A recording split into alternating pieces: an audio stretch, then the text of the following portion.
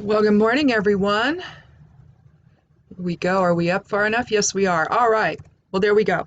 Good morning, everyone. I'm Jan Erickson from Stepping Aside, and welcome to Somewhat Daily Tarot and Rune for the 28th day of August, 2019. Well, if it's the 28th day, that gives us a 1 energy. So, new beginnings, wholeness, intuition, all of that is corresponds with 1.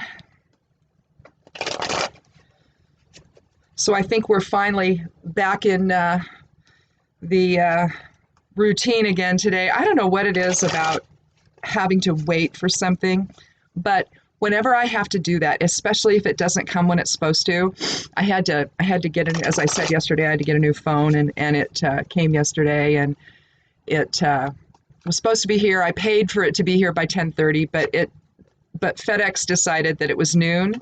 And so it was about 11:15, so it was about 45 minutes late, but so no big deal. The guy was really nice, and I didn't say anything to him because it's not his business. I don't know what happened in the communication between my phone company and FedEx, but I ended up having to wait a little bit. But it's that waiting. I have a 800-foot driveway, and I keep my gate locked. Otherwise, strange people come down it, and I don't want that. Plus, we live in an area where there's a lot of deer, and deer used to just live here. I mean, on my property.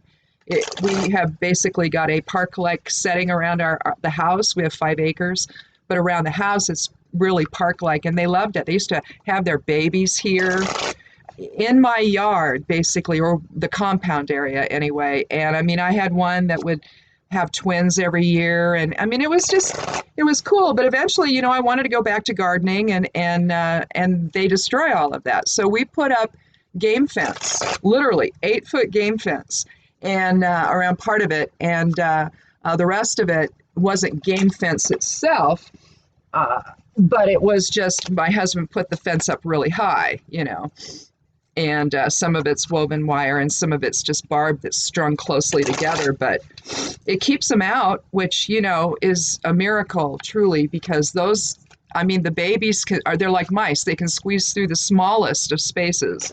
We thought we had them all out, and there was this little space about, I don't know, 6 inches, this little gap in the fence where it connected by a gate, and doggone if both those twins didn't come in.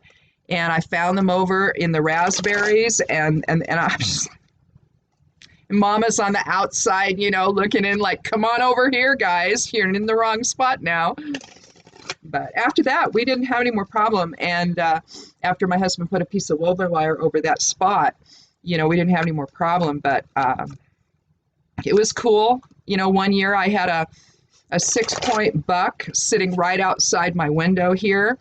And so it was funny because a blackbird was sitting on him and bothering him, and it was kind of interesting to watch that interplay. But it's nice to not have him in here. But anyway, I had to sit up there at the top of the property and wait. I went up there about 8 o'clock, and I was up there till 11:15 when he finally came, and I just sort of, prune some things I have flowers growing along the driveway, and so there's a lot of pruning to do. So I did some of that, and just waited. We waited for him, and he showed up, and I finally got it. But then I had some issues with it. Oh, and here's what I wanted to say. If you ever get a new phone, if it's an iPhone and you're trying to transfer everything over, at some point when you start to download and download and connect with the iCloud, then you want to, at that point, have that older phone turned off. If it said that, I didn't see it because the print was so small on the phone. I just couldn't see it, and everything was going so fast that I didn't have time, really. And so just know that when it comes to that point, turn the old phone off when you start to download because it's going to look for the phone, the iCloud is, and it's going to be looking at both phones if they're both turned on. So if you don't connect with that either, just remember to turn the old phone off when the iCloud starts trying to download stuff and connect with your new phone. So otherwise it'll stay in a loop. It'll be like downloading iCloud information forever. It went on for about 45 minutes before I finally called someone and said, hey, you know, I think I'm in a loop because I did this. What did I do? And so she told me what I did. So I fixed it and I rebooted my phone so it would get out of that loop, and magically the whole setup started again. So anyway, phone nightmares. But it's that whole thing of having to sit and wait. It's like I stay in that mode the rest of the day. It's like I'm waiting to figure out what I'm supposed to do. So the correspondences got put up late, and I don't even think I loaded this on. In fact, I know I didn't. I didn't do this. I was just sort of wandering around, you know. I picked some beans. I did things, but it totally blew my entire day off. So I don't even know. It's the trials and tribulations of being an empath. You just sort of get in a flow sometimes. And then eventually you realize it's like, wow, I'm in a weird flow. How did I get here? Only in my case yesterday, I did it to myself. So anyhow, let's get started and take our first card.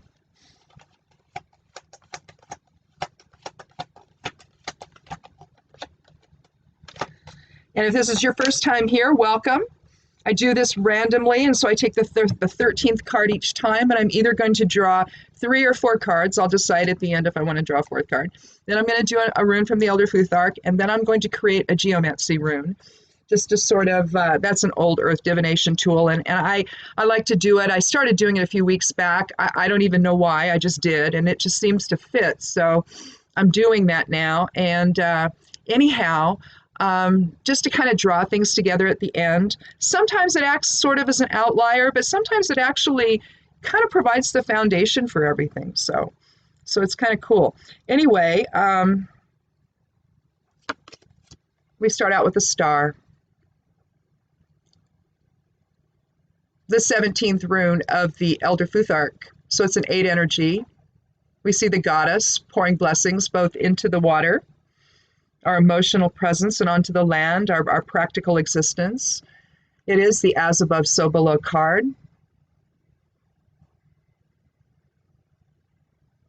Spirit informing. She's the blessed conduit between spirit and form, providing that link, that blessing. When you see the star, you think about, you know, the whole expression, wish upon a star, and that's what you're doing. These are about your hopes, your dreams, your blessings, bright prospects. When we see this, we think, well, you know, some blessings are coming our way, or blessings manifested.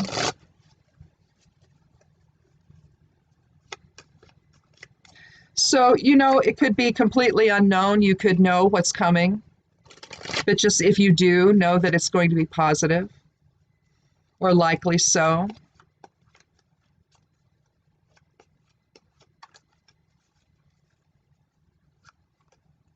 Eight energy, you're looking at unity consciousness. So definitely a card of spirit. And not only simply because it's a soul archetype card from the major arcana. Let's do another card, see if we can get a little more information about where we're going. Excuse me, about where we're going with this.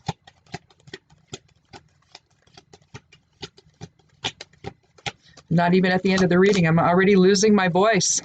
I haven't even been outside yet to get chemtrailed. Well, we have the King of Cups, one of my least favorite kings. He's literally floating on the water. He cannot be bothered to look you in the eye. Sort of looking toward the future, but if you look at the eyes, not exactly. He's just another king that doesn't look you in the eye. He has too much, you know, in there that he's doing behind the scenes that he doesn't want people knowing about. You know, here, given that this is cups, we're looking at our emotional presence with the water element. And so, you know, you're looking at a king who has a tendency toward passive aggression. So you can't really necessarily believe what this guy says. Now, when he's, you know, being a decent human being, then of course he's kind and compassionate and all of that, maybe a little intuitive. You know, but basically he's kind of about his own self, really.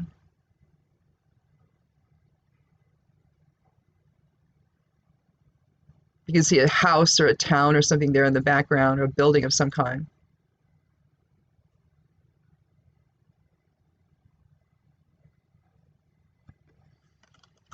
But you can look at this card if the court cards you can look at in terms of the individuals on the card. So in this case, an older man in authority, or the older male, or a male energy that's got, say, wisdom behind him, age, time. Somebody that has because it doesn't have to necessarily even be a man. It could be just a masculine type of energy, a Mars type of energy within, that's maybe a little bit more passive aggressive than if we just want to look at it from an energy standpoint only. But basically what we're seeing here is there's an older man that's coming into the picture that is a male type of authority figure that maybe is not as reliable when you need him to be, maybe. Or, if it is related to the star, then the king could come through for you. It could be one of those moments where compassion rules the day for this man. It's just that the kings are tentative about that. We never really know. In their best self, they do really well for people, but all too often their will gets in the way. Even in terms of the cups, you're still dealing with the king presence there, and that's a strong will presence. And so we're blending that basically with emotions here, and that doesn't always work out well.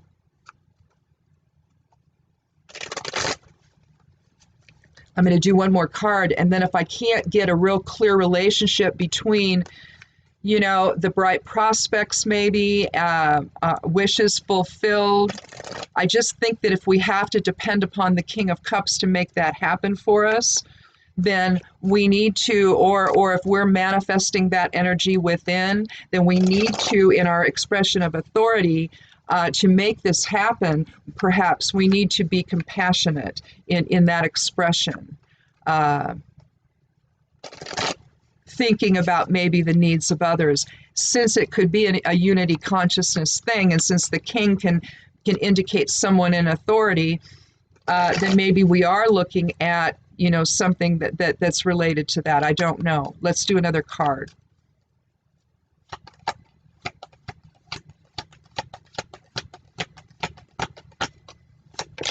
This may be a day when we need a fourth card. Well, we have another card here from the Major Arcana, the 14th card, so a 5 energy, and it's Temperance. And again, I'm going to put the cards down so I can use both hands here. We have similar cards here, really. See if you can see that. Oh, let's change it here so we get the order right. What are we doing here? We have the goddess pouring water onto the ground and into the water with the star, and here we have the angel pouring water back and forth from one cup to the next. We really have 2 cards here about chemical balance, don't we? Balancing spirit with form here, but here this is fire and water. So will and emotions again, trying to balance this guy, the authority within. So maybe that's what this is about here today, then. Maybe we're having to balance will and emotions. That's really interesting, isn't it? That we get both of that, and we see some synchronicity with that. So we've got change, we've got unity consciousness type of leadership and harmony. It looks like we're talking about harmony within, though, in order to then express authority in a more balanced way, blending will with emotions in a way that is not, that respects both aspects of self, basically. That will is not so strong that it overshadows the intuition within, that inner voice that's saying, wait a minute, what's going on here? We need to think about this, maybe you're getting ahead of yourself. And so that's exciting that we would have, both the star and Temperance here, 14 and 17. There's only 3 distance between, so again, it's about manifestation as well. But Temperance is about alignment, basically, and it's about moderation. We see the sun either rising or setting. It looks like it's rising over in the distance between two mountain peaks. Again, the two peaks, the two pillars, the two trees. It's a doorway into new experiences here. One that the experiences are perhaps take into, again, the account of will balanced with emotion.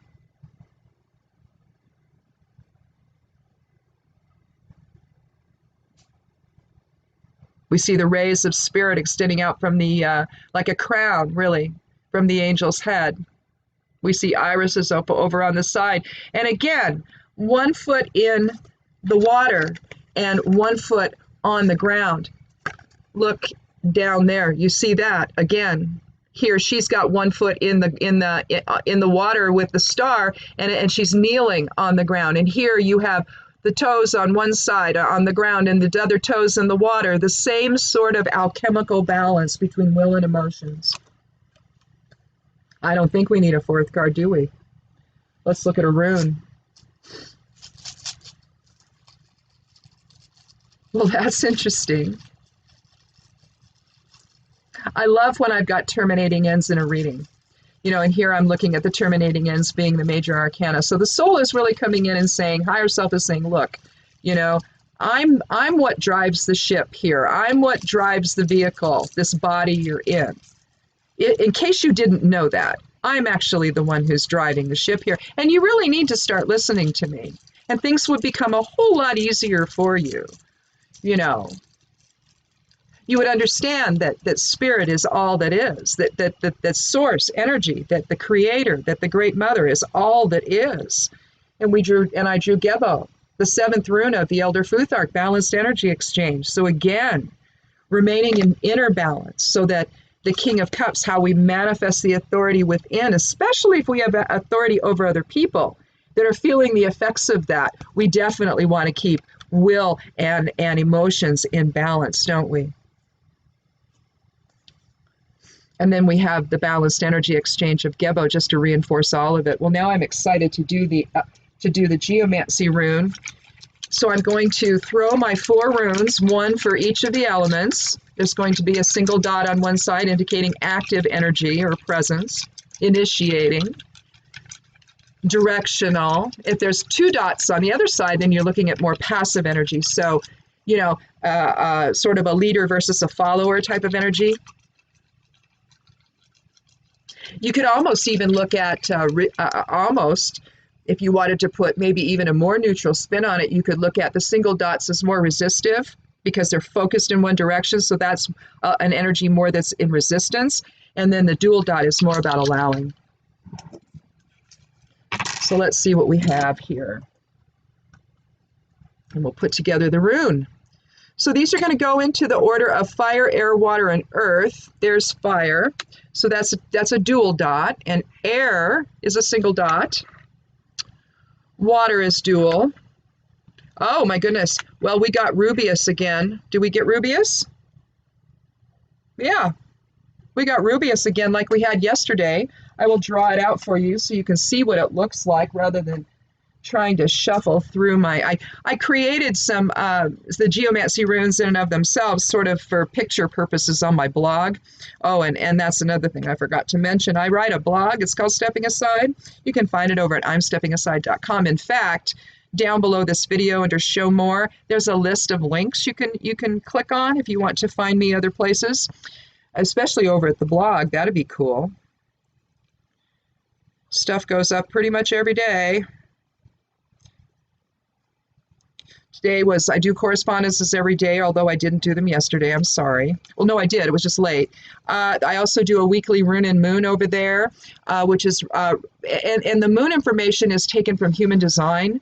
That's a little bit different system than traditional astrology. So that's kind of interesting if you want to check that out and see how, because that uses I Ching references, the hexagrams from that, and interacts it with planetary information and positions. So it's really interesting, and I find it to actually be maybe even more prescient than astrological information. It's not that, you know, astrology isn't you know, a wonderful tool to use, and I do use it, but obviously, but and I include the more astrological stuff in the daily correspondences. The first half of it changes. The rest of it is, just your basic correspondences for whatever day that is. But anyhow, that's over there. There's also a monthly tarot reading that goes up, also a monthly geomancy reading, so you can get more of an idea of what this is all about. But this is Rubeus. And you see in the air position, you see a little more restriction or perhaps a little more initiation. So maybe speaking without thinking so much, without some kind of, you've got will that's more passive, emotions and the practical nature of self, the physical nature of self. That's all passive. And so air is doing this. And so Rubeus is considered evil by the by the geomancers of old, from like Agrippa's days. And when was he alive? 1300s, something like that, 1400s. Anyway, Cornelius Agrippa, there's I think it's called On Geomancy or Of Geomancy. There's an old writing that is attributed to him, but some say no. It might have been Levy that said no. I'm not sure who it was. Eliphas Levy, he might have said no, that it wasn't him. I can't remember now who from back then said no, that's who we think it was, but it was really somebody else. So I don't know. But there's a certain number of runes, Caput, or rather Cata Draconis, and also Rubeus, and then there's one, maybe Tristitia, I forget the other one, Carcer, which is self-imprisonment. That if you draw that one, the first one, if you create that rune the first go around, you're to end the reading, just end the reading. It's too evil to continue, and you're supposed to destroy whatever you're using to write on and, to transcribe all this stuff down. You're supposed to destroy everything.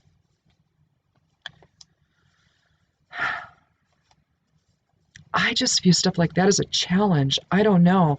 To me, Rubeus is just signaling that maybe passions could get out of control or energies could get out of control. Given that it's an air element, you're looking at maybe our mouths can get out of control. And so we don't see evidence here of balanced energy exchange other than maybe with Gebo. There you can see some air influences there. You see basically with Gebo too, and I'm going to draw this one out for you as well. A lot of these runes, they're compound just by their very nature. And what you have here is Kenaz, forward and reversed and upside down and up and down and everywhere. But there's Gebo. And Kenaz is this one over here, if it's written forward in its traditional way. I'm going to knock that card over. What Kenaz is the torch. And so when you get into balanced energy exchange with others, you're letting the light of spirit inform all aspects of the experience, because that's what Kenaz is. It's the light, okay? It's spirit lighting your path, basically, giving you, source vision to see everything from the eyes of spirit. And so when we do that, we naturally understand that we are not separate from one another, that when we see another person, that it's simply the other side of self that we're seeing. No matter how challenging that might be, it's still something that we, in our own incarnation, could also experience or manifest. So if maybe our choices took us in a different place, even the really awful stuff, we're just expressions of source energy focused into form. We could be anything. Now, we make a choice as to what we're going to focus on overall, and maybe we go from service to self at one point to service to others, maybe somewhere along the line, maybe we stay in that same focus the whole way. I don't know, but I think most people can figure out, especially when you get to be my age, you can figure out what the theme of your life was, and you kind of get that, and you start thinking backward, and you start pulling your own judgment out of it. You can start to see that these were just experiences, even if they were awful. And I've experienced some pretty awful things. And so to come to that realization, further on down past all of it, is helpful in terms of understanding that, any guilt that one might feel can sort of dissipate. These were just things to experience, folks. They were just to experience. Now we need to let go of whatever emotional channels we've created, let them dissolve. We need to move on and continue creating, you see, because otherwise we get stuck in the past. You know, it's not cliche to say that. It's not cliche to say, oh, we get stuck and we live in the past, because we do. And that's where we place our focus. If we stay upset about things, for example, maybe that we had a uncomfortable conversation with somebody and we can't stop thinking about that. What about thinking about a resolution? What about just thinking about letting those feelings go and doing nothing, not even coming to any kind of conclusion about it? Just let it go, period. Practice doing that. Practice having no investment in that, especially one where you're feeling bad about it. Just learn from the moment, maybe. Take a message from the moment. If maybe you reacted in a way that was not right, well, then learn that and learn it for the next time. Maybe apologize if you want to. Maybe have one of those moments of, yeah, I don't know what happened. I'm really sorry about that. I was not at my best, and I'm so sorry about that. Can we maybe try that again? Or maybe just let it go, and we'll just, it was just a little speed bump, maybe. There's ways to handle moments like that don't keep you in the past. Because if you're staying there, then it definitely colors all perception for the future. So I think that's what temperance is telling us. I think that's what the star is telling us, that there needs to be some inner work done here where we balance will with emotion, that we get into a more balanced energy exchange within and without, because Gebo is implying without as well as within. It's the light that we express to others, and we do that in balanced energy exchange. We don't see the isms that are ego created. All right. We don't see the enemy when we look at other people. We see the other side of self when we let spirit inform all of this. If left to the personality or ego, well, it's anybody's guess whether you get there, right? But once you start to acknowledge that you are spirit inhabiting these bodies, something changes. Something changes inside. When you understand where the true impetus for our existence lies, that it doesn't lie in the ego or the personality or these bodies, but in the spirit that drives all of it. So, and if we're looking at Rubius, I think Rubius is the caution. It's the cautionary tale, as it were, to not let the mouth get ahead of yourself, to not let that one implied aspect of this that seems to, it's the chatter, isn't it? We say too much. We have to, impress upon somebody our view is so important. Well, sure, it is. It is. But there comes a point where, if someone just isn't going to hear it, just stop. Just stop. It's not worth it. And because what ends up happening after that is far more damaging to, future interactions with that person than if you just backed off and said, okay, we'll agree to disagree, or something like that. Just to kind of put some kind of a delineation that, you have your way and you're sovereign about that. It's fine. I respect you for that. And here's mine, and let's respect me too. And, that kind of thing. So I think today then the Rubius then sort of functions as that little outlier of just kind of watch how, passionate you get with people today, and make sure that again, will and emotions are in line. And then, just maybe let the air element take the back seat that it seems to be needing to take here. So in any event, well, that's cool. I think we've done enough here today.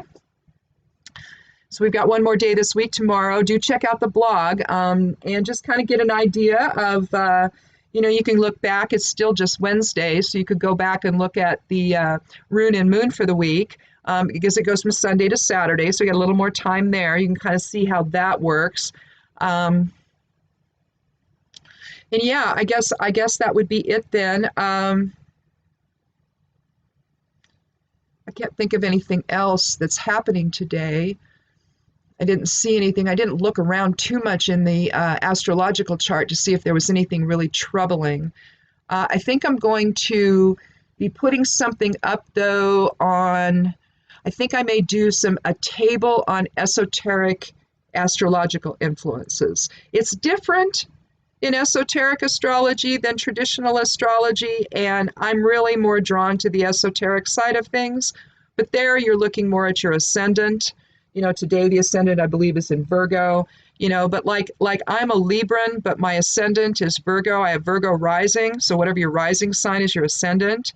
And so that's actually soul-wise what influences you a little bit more than maybe your dominant sun sign on the soul level, because you're starting to think about things in a way that's maybe not so black and white, maybe not so reactionary, if you will. So you're basically coming from a standpoint of creation, which is kind of what I'm trying to do here with these readings. So I'm hoping that I'm kind of getting more along those lines when we start talking about spirit informing and all of that, that really that's the standpoint that we're going from. So I'm going to be doing one of those to just kind of give just an I might even do it in table form. I don't know. I may do a table that just sort of outlines, because they have those. But I want to do one that's a little more involved than just the individual ones that you see out there in esoteric astrology. Because the governing planets are different, and Vulcan is considered, for example, the moon is really not, it just veils things. It's really a dead planet, which, if you believe that it was towed here, if you believe the indigenous populations that it was actually towed here, it's not a planetary body at all. It's a ship. So it's probably why it doesn't move except with us. It doesn't spin on its own. So there's a reason for that. So anyhow, we'll see though, won't we? Anyhow, that's it for today. Check out the blog again and do come back tomorrow. Click subscribe. I'd love you to do that and join our Tarot and Rune family. And no, that doesn't mean I'm going to send you anything. I don't. It's just, just come back. Anyway, we'll see you tomorrow. Be good to yourself. Be good to one another. Thank you again so much for coming by, and blessed be.